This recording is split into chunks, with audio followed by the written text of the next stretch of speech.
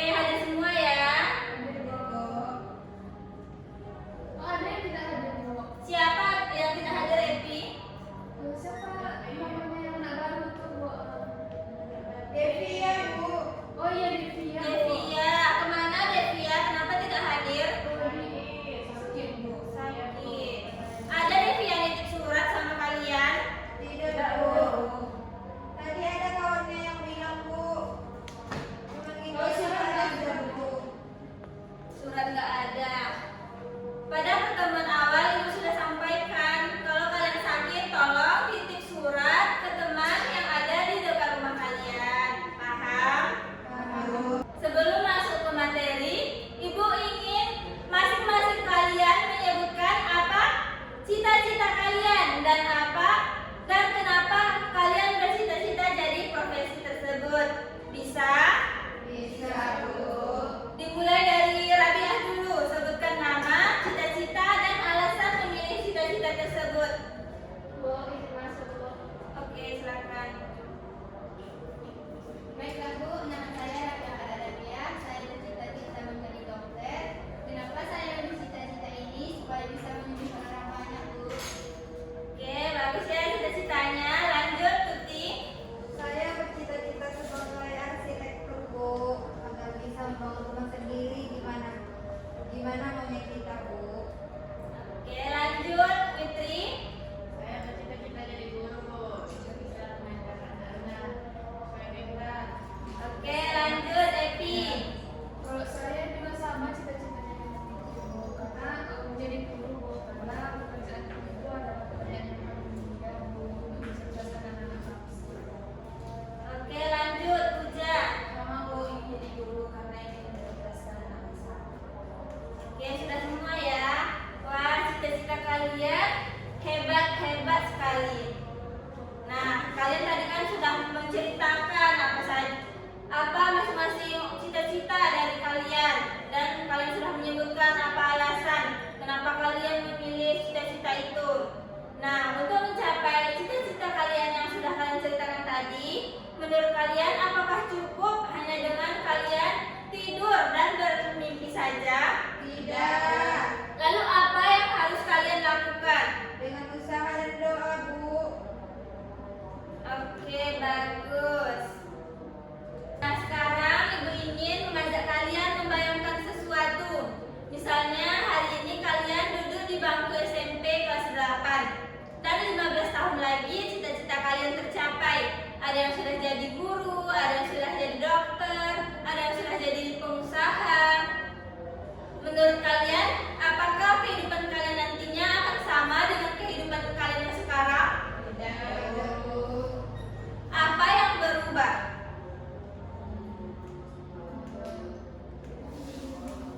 Bu, apa tadi, Bu?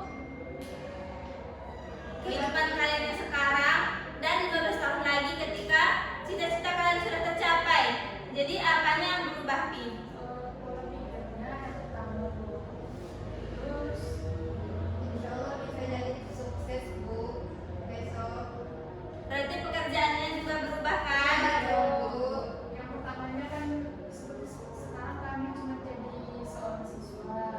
Insya Allah beberapa tahun kemudian kami akan Jadi dosen. menjadi apa yang kami cita-citakan buat juga kami rajin belajar, Bu.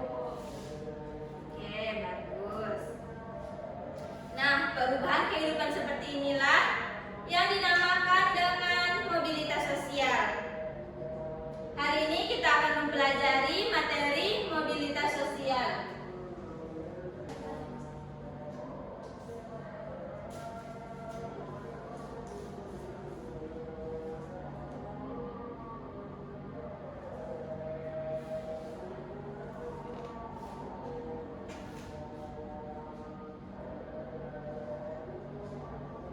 Nah, hari ini kita akan mempelajari materi mobilitas sosial.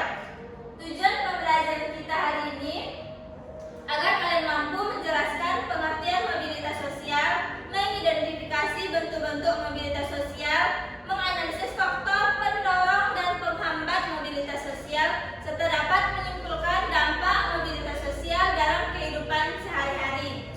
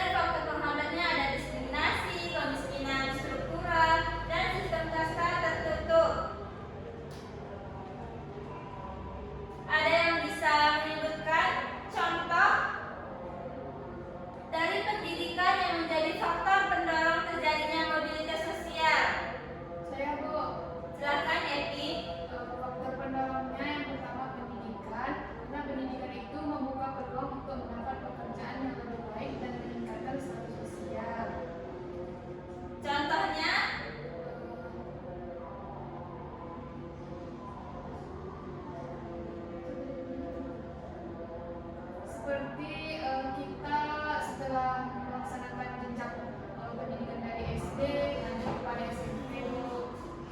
Selanjutnya lanjut kepada tingkat SMA dan begitu juga perguruan tinggi Bu. Contoh dari pendidikan. Selanjutnya ada faktor ekonomi. Faktor ekonomi itu peningkatan pendapat yang memungkinkan seseorang naik kelas sosial, misalnya dari kelas menengah ke atas. Contohnya Bu, seperti yang awalnya dia hanya pedagang biasa dan kemudian usahanya itu makin lama makin berkembang dan seseorang itu menjadi kehidupannya lebih baik atau usahanya itu lebih berbentuk modern seperti penjual yang awalnya berdagang di pinggir jalan ketika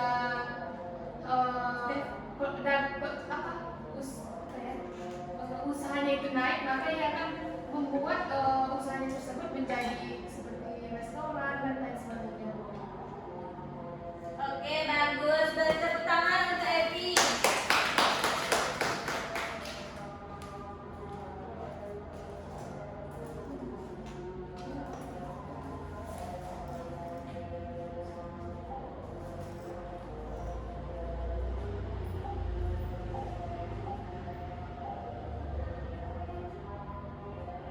Nah, mobilitas sosial memiliki dampak positif dan dampak negatif. Dampak positifnya mendorong kerja keras dan motivasi. Orang termotivasi untuk berusaha lebih keras karena tahu status sosial bisa berubah melalui usaha. Nah, contohnya seorang anak petani yang bekerja keras dan berlatih setiap hari sehingga ia mampu dan sukses menjadi seorang TNI. Untuk dampak negatifnya seperti stres dan tekanan psikologis. Seseorang yang mengalami penurunan status bisa mengalami depresi atau kehilangan kepercayaan diri. Contohnya, seorang yang kaya raya dan tiba-tiba karena sewaktu COVID-19 misalnya usahanya bangkrut, dan karena bangkrut dia menjadi stres karena mengalami tekanan psikologis. Sekarang kita akan membantu Andi untuk memilih. Sekarang kita akan membantu Andi untuk menentukan pilihannya. Silakan Rabiah dibaca dulu soalnya. Andi adalah siswa SMP dari keluarga sederhana di desa. Ayahnya seorang petani kecil. Andi baru saja lulus SMP dan harus membuat keputusan penting tentang masa depannya. Apa yang sebaiknya dilakukan? Yang mana yang akan kalian pilih? Melanjutkan sekolah ke SMA meski harus berusaha keras atau langsung bekerja membantu ekonomi keluarga? Melanjutkan sekolah ke SMA, Bu.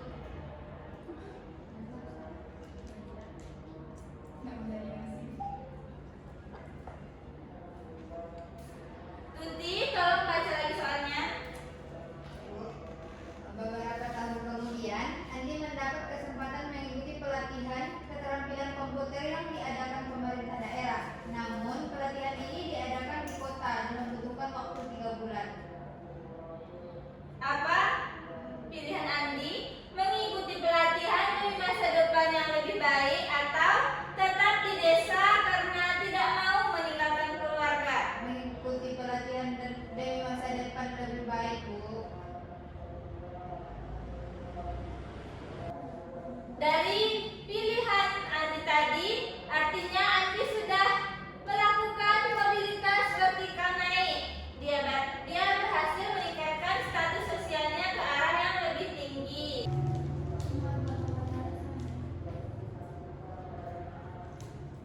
Sekarang Ibu ingin bertanya, menurut kalian apakah mobilitas sosial itu hanya ada di dalam buku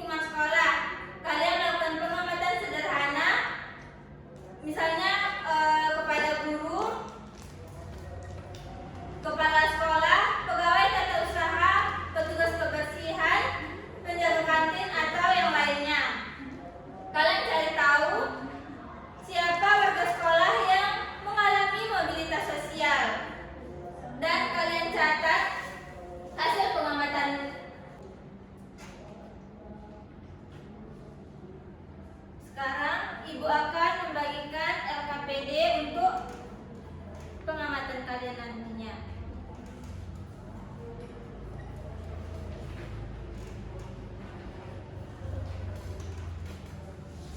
Di dalam LKPD sudah dijelaskan ya instruksi tugasnya bagaimana. Sekarang silahkan kalian lakukan pengamatan sederhana di lingkungan sekolah selama kurang lebih 5 menit. Masing-masing kelompok catat hasil pengamatannya. Lalu kalian kembali lagi nanti ke dalam kelas. Tapi jangan lupa ya, jaga ketertiban, jangan sampai mengganggu kelas lain. Berarti Oke. kita keluar kelas ya, Bu? Iya. Oke, ayo teman-teman keluar. Ayo.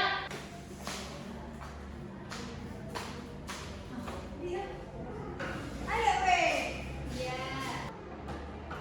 Assalamualaikum.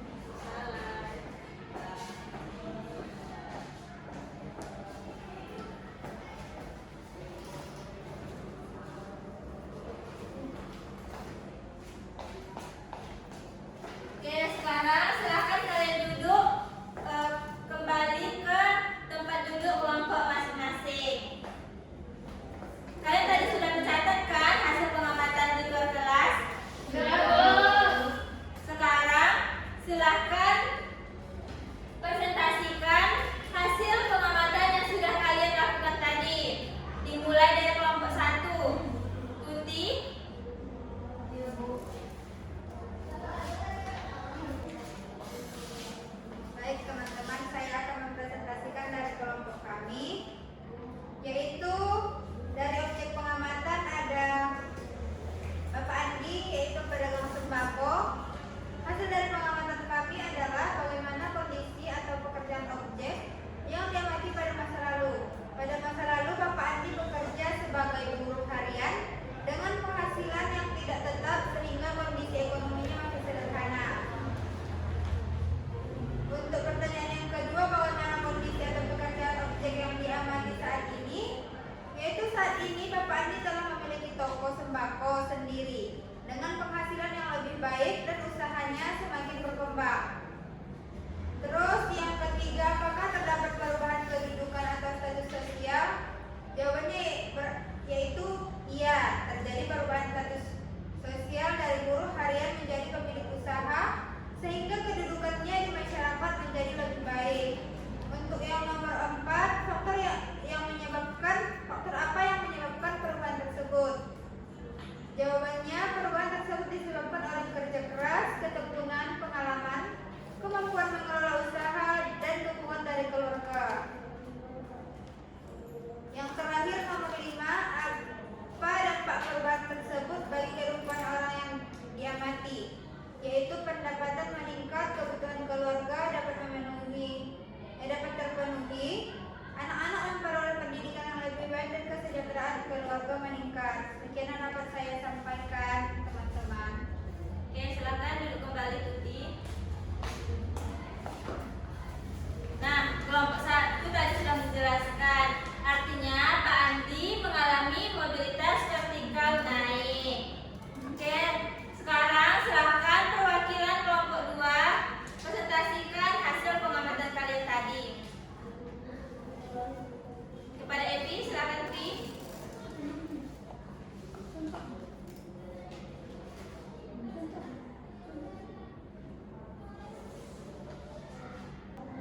Baiklah, hasil presentasi dari kelompok 2 atau kelompok kami yaitu membahas tentang mobilitas horizontal.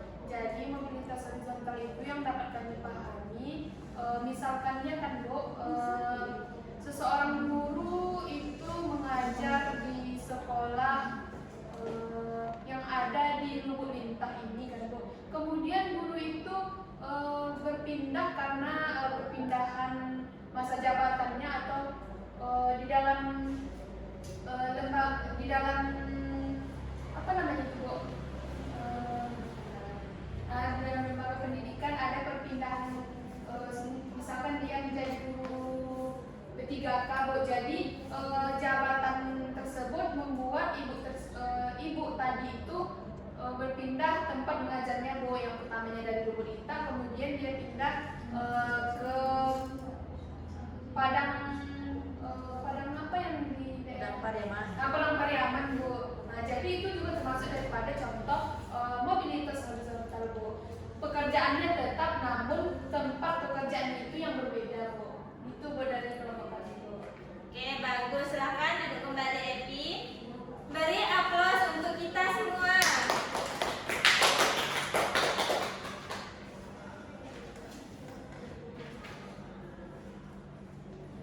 Nah, kita tadi sudah memahami apa itu mobilitas sosial melalui PPT dan pengamatan yang sudah kita lakukan di luar sekolah. Sekarang siapa yang dapat menyimpulkan pembelajaran kita pada hari ini? Epi? Saya Bu, yang dapat saya simpulkan atau yang dapat saya pahami tadi, kita membahas tentang mobilitas sosial. Mobilitas sosial itu terbagi kepada 3, mobilitas vertikal, horizontal, dan mobilitas vertikal naik dan turun. Itu Bu. Terus kalau mobilitas vertikal itu mobilitas peningkatan. Kalau mobilitas horizontal itu sejajar gitu. Kalau mobilitas turun itu perpindahan, misalnya seperti yang ibu sampaikan tadi, seseorang itu yang awalnya dia hidupnya mewah, kemudian ada beberapa faktor yang menyebabkan sehingga dia menjadi turun atau bangkrut usahanya gitu Bu. Seorang yang kaya tadi gitu Bu. Maka jadinya dia menjadi hidupnya kurang mampu, yang awalnya dari kaya menjadi hidupnya kurang mampu atau kekurangan gitu Bu. Oke, terima kasih. Ibu sangat mengapresiasi keaktifan kalian hari ini. Jangan lupa untuk tugas di rumah, silakan kalian kerjakan soal di buku paket halaman 50 sampai 52 dan akan dikumpul minggu depan. Anak-anak ibu semuanya, jangan lupa kalian terus bermimpi, berusaha dan bekerja keras untuk hidup yang lebih baik lagi. Sekian pertemuan kita hari ini. Kita akhiri dengan membaca hamdalah.